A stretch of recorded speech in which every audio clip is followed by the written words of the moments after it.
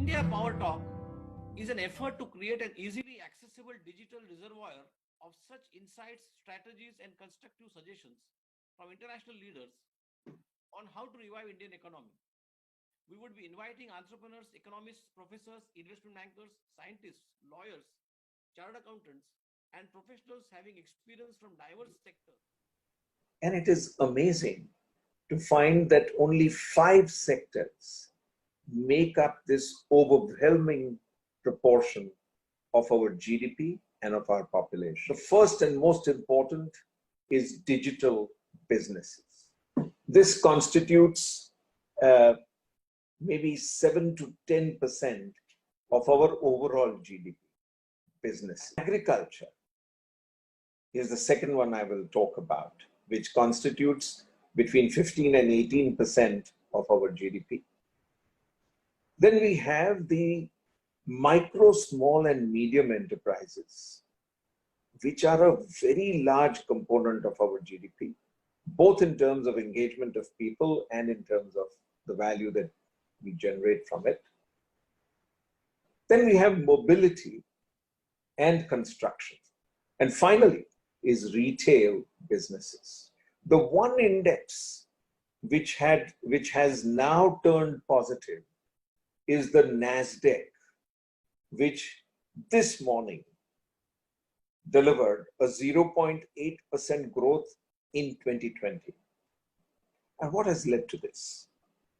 It is the amazing performance of the digital businesses of the world.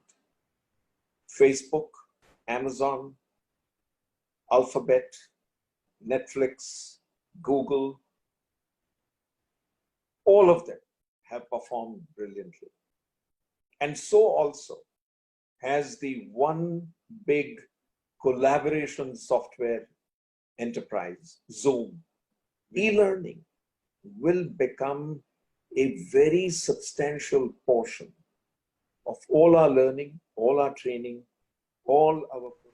Second most obvious thing is telehealth. It is impossible in terms of the doctor-patient ratios that the world has, and particularly India has, to manage the pandemic that we are all suffering from without telehealth. Government services are also likely to be delivered at home. Embedded chip-driven services. Now think a smart passport. If you have an IoT chip embedded in it, then it would automatically record all your movements in and out of a country. Things that can be delivered if land digitization is finally accepted and put into practice. Technology for it exists. A whole lot of dispute resolution in rural areas will be completed, and the bandwidth of people will be released to talk and take in the ideas that we have just been talking about. Imagine that with the food grains and with the plentiful harvest and the plentiful availability that we have, we can open up community kitchens in, let's say, 100,000 locations across the length and breadth of the country. Manufacturing at the SME level. Today, technology has made it possible to buy additive manufacturing driven machinery at affordable costs. We require the embracing and the adaptation of the movement towards alternative fuels, whether they are biofuels or methanol or ethanol or electric vehicles, battery-driven power, hydrogen power, whatever. This is now a crying need. India has the chance to become the #1 player in the automobile industry if at the entire supply chain, a continuous machine learning and AI-based engine, which will pull out the demand impulses, pull out the requirements of customers in every location, feeding back down to the last mile hyper-localized supply points from which we need to create far more trust. We need to create simplicity, stability, safety. All of this, when combined with a purpose-driven vision to capture all of these ideas together in a collaborative way, governments working with business, business working with people, international collaborations happening at a pace that we are beginning to see is going to break out, we can see that a far more trusting, dependable world can be created.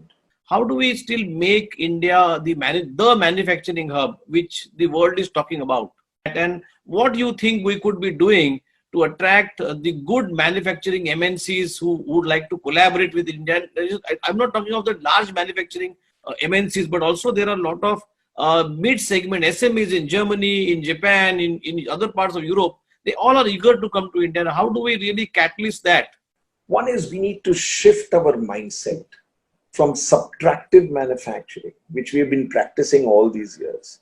If you see any small manufacturing setup, you'll see lathes and you'll see CNC machines and you'll see a whole lot of clutter.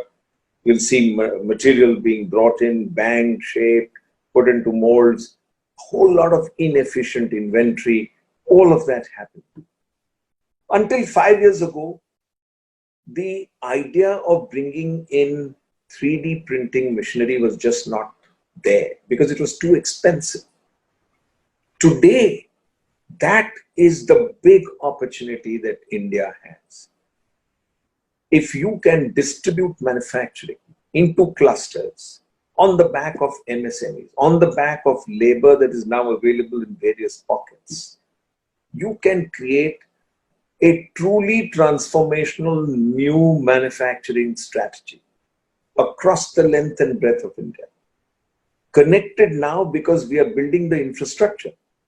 Our infrastructure building is at a pace that was never before the same.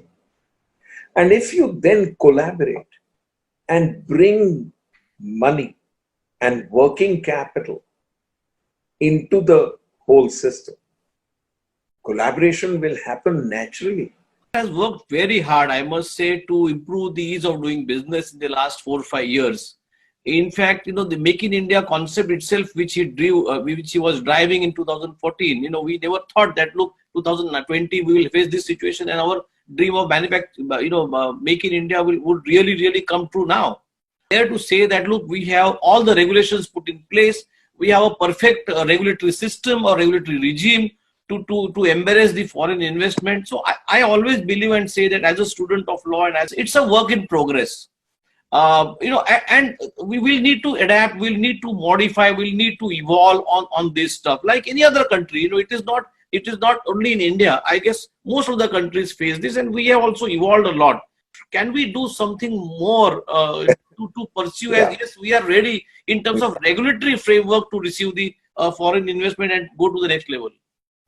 No, Nitin, you are so passionate about it, so I'll say only 3 things. Why can we not have a freezing of all our tax laws for 5 years? Today, we can make the entire regulatory process digital, 100% digital. Why can we not have that as one single simple mission? It will bring huge amount of FDI to India.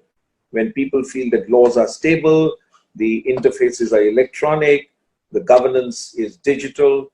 If this is what people can begin to expect, the attraction of India because of the market, because of the inherent intelligence of the people, will be so immense. You don't need to do any special marketing. It will be natural for people to gravitate to a place which has land, which has resources, which has people, and which has good, stable systems. Unlearn, relearn, re-educate yourself and get ready for a completely new world.